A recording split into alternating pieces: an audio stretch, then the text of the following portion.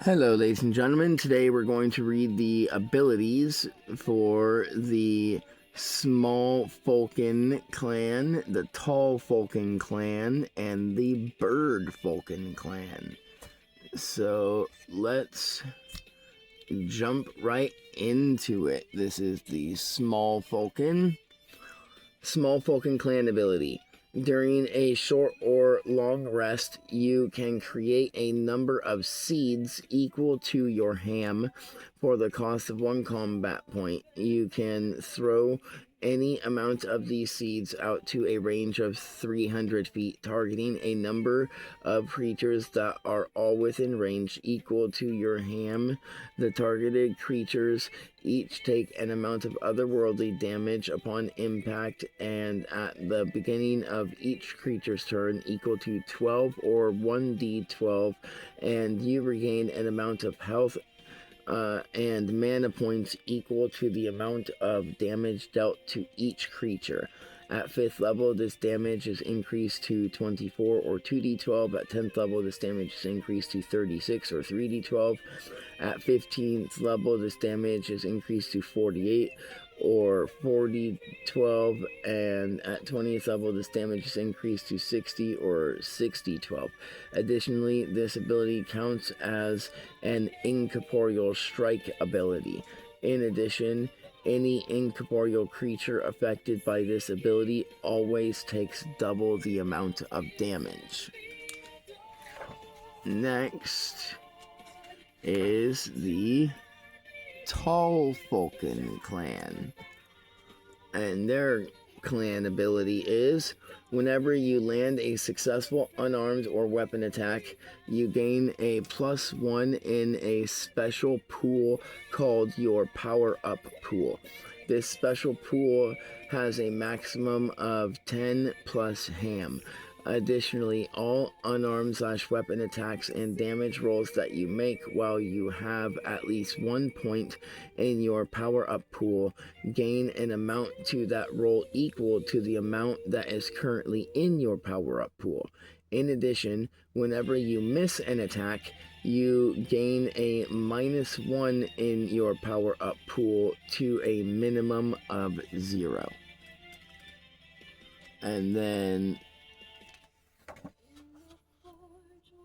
next is, you know what? We'll just go ahead and read all the clans' abilities. Next is the Bird Falcon clan, and their clan ability is for the cost of 1 combat point, you fly towards one creature that is within half your flying/floating speed, striking that creature within your with your razor-like wings, dealing 24 or 2d12 plus ham otherworldly metal damage before you continue moving up to the rest of your flying/floating speed. Additionally, the targeted creature becomes affected by both the prone and bleeding condition. The creature is affected by the prone condition for the next 1d4 rounds, and it is affected by the bleeding condition for a number of minutes equal to your ham.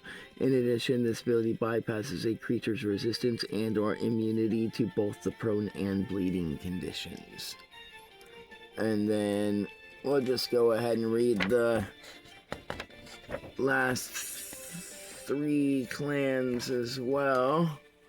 So next is the Dog Falcon.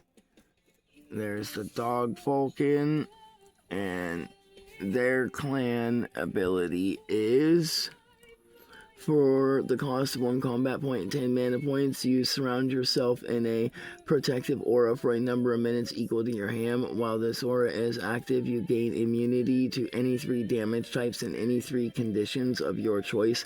Additionally, while this aura is active, if a creature would attempt to damage you with a damage type that you gained immunity to through this aura, then you regain an amount of health and mana points equal to the amount of damage that would have been dealt. In addition, if a creature would attempt to inflict you with a condition that you gained immunity to through this aura, then you reflect that condition back at the attacker. And then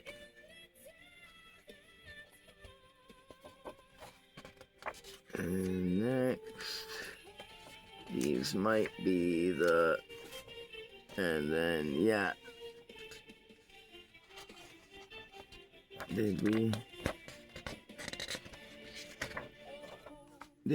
and then there's the Cat Falcon,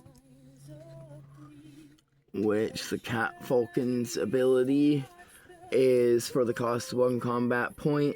You can touch one creature, making that creature fall asleep as it becomes affected by the unconscious condition for the next 1d4 plus 1 minimum 2 rounds.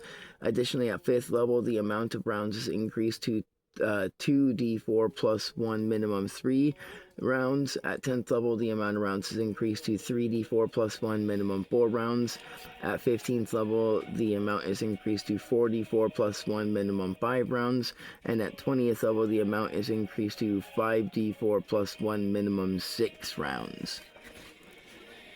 And then the last but not least, the last clan within this book is the Snow Falcon clan, and their ability is you breathe snow from your mouth in a 30-foot cone that then surrounds yourself in a snowstorm out to a 20-foot radius for a number of minutes equal to your ham. All hostile creatures within either of these affected areas take 4 or 1d4 otherworldly water damage.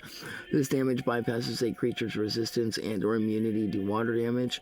Any creature that was either affected by this ability upon activation or that enters the aura's affected radius gains a 10% mischance on all rolls that it makes for this ability's duration. At the beginning, or additionally, at 5th level, this damage is increased to 8 or 2d4. At 10th level, the damage is increased to 12 or 3d4. At 15th level, the damage is increased to 16 or 4d4.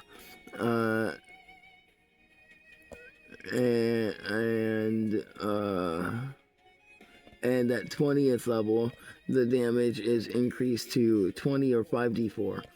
In addition, at 5th level, the mischance is increased to 20%.